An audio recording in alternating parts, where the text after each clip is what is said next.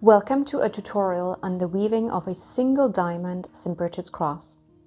The cross is made by weaving rushes around the center of a wooden cross to form a lozenge or diamond.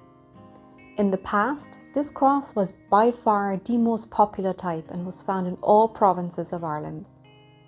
2/3 of the crosses sent to the Folklore of Ireland Commission in 1942 were made from straw, and some crosses were even made with a combination of straw and rushes for decorative purposes, like the example on the right. When that cross was freshly made, the outer and most inner portion of the 4 outer diamonds would have been green from the rushes, and the section in between would have been beige coloured due to the straw. Many elaborate forms were submitted, where additional twigs were secured to the 4 arms of the cross, onto which more diamonds were woven. In order to make a single diamond cross, you will need at least 2 fairly straight twigs. I went out and got myself some hazel twigs, as well as some branches from this tree that was heavily covered with moss and lichen, just for a slightly different look. Start by carving an indentation into both arms of the cross, where you wish them to join.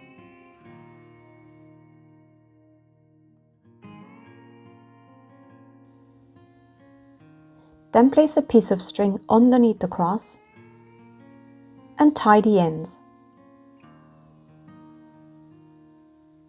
before turning it around and tying a double knot.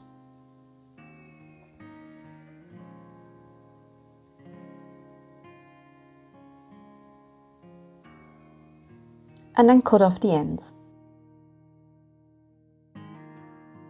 Pick up your first rush and place it behind one arm and over the next, like so.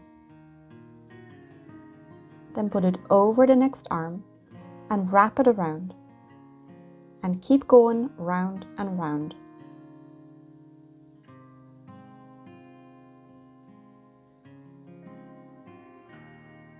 It looks a little complicated at first, but it's actually easy to do. Just make sure that you always place in the rush next to the previous one and not on top, so that the diamond will be even.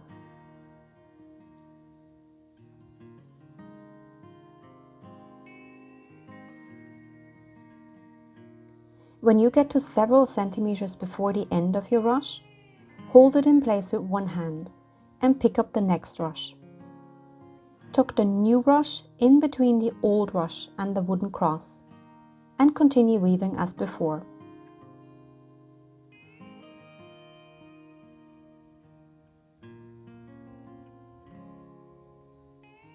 You'll probably wish you had more hands, but once you went around once, you will be able to secure the old rush as you're wrapping the new one around, and then you will be able to let go of it.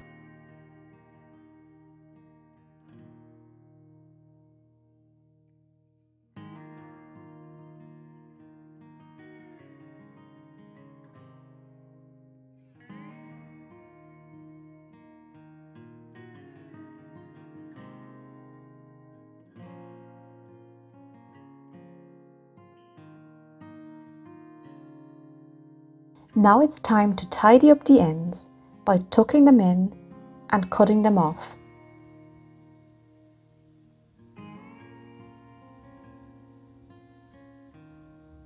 And here is our single diamond cross. And this is the one with the moss and lichen on it I was mentioning earlier.